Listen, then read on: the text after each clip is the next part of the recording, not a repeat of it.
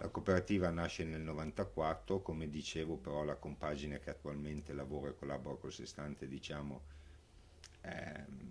arriva in una seconda vita del Sestante dal 2004 circa, perché prima ci occupavamo di tossicodipendenza e quant'altro, ma nessuno di noi faceva parte della cooperativa. Poi dal 2004 abbiamo cominciato con la riqualificazione sociale del complesso Serenissima di Vianelli a interessarci dei progetti di inserimento e integrazione destinati a migranti. Siamo arrivati poi a gestire, essere ente gestore dello SPAR di Padova, il progetto Rondine dal 2007-2014, quindi progetto destinato ai richiedenti asilo. Siamo stati coinvolti nel 2011 dall'accoglienza straordinaria fino ad arrivare ad oggi.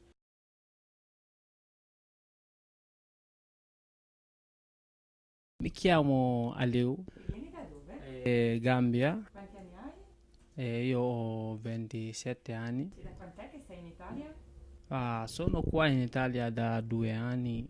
Sì. Sei arrivato qua con il classico barcone, Sì. direttamente dalla Libia.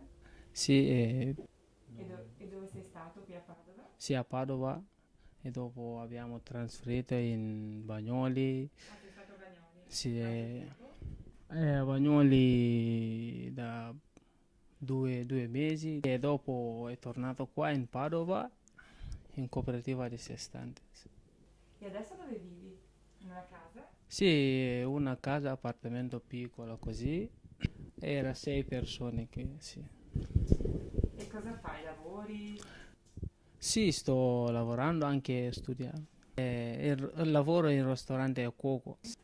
Si chiama African Experience a Venezia. E da quant'è che lavori a Venezia? Da 6 mesi, sì. Non ti piace lavorare lì? Sì, sì, mi piace molto. Ma tu facevi già il cuoco? A casa tua? Sì, E tu studi adesso? sì. Cosa fai? Sto studiando il lingua, magari fra un po' comincia a fare terza media, così vai avanti con questo. E nel tuo paese hai studiato? Sì. E che cosa vuoi fare all'università? Studia medico Ah, o meccanico. e non hai il permesso di soggiorno? No, sto ancora aspettando il permesso di soggiorno. Da 2 anni quindi. Sì, Sì. Ma tu vuoi rimanere in Italia o tornare nel tuo paese? noi in questo caso sì, mi piacerebbe rimanere qua in Italia. Non vuoi tornare nel tuo paese? Tu sei scappato perché non... Sì, perché c'è problema.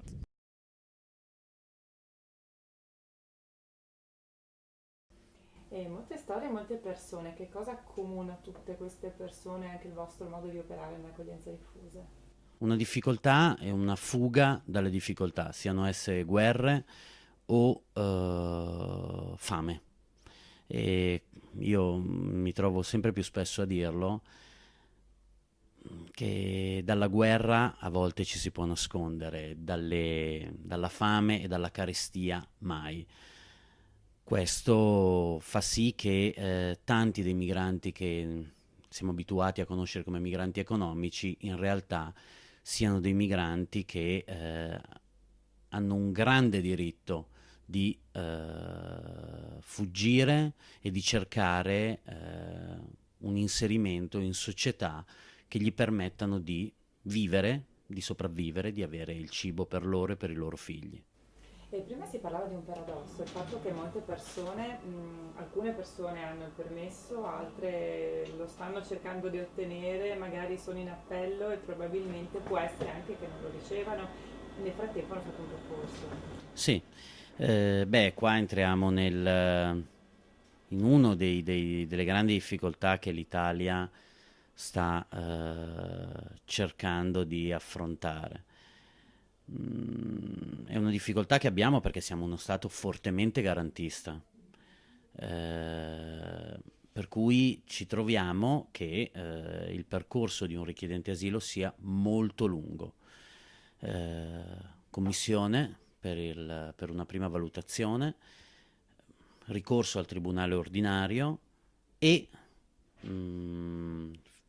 ancora per un po' di tempo, appello alla Corte d'Appello. Questo fa sì che ci siano dei percorsi che, se il beneficiario decide di avvalersi di tutti i livelli di giudizio, non dimentichiamoci che c'è anche la Cassazione e un'eventuale richiesta di riesame della storia, si arriva fino all'appello anche a 3 anni e mezzo.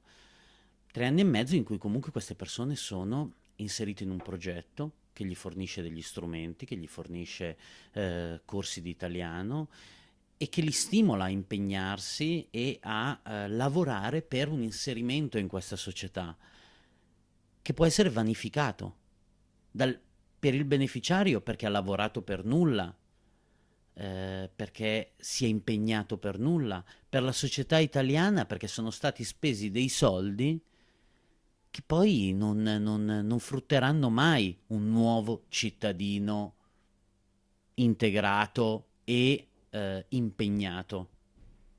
Per cui fondamentalmente perdiamo tutti.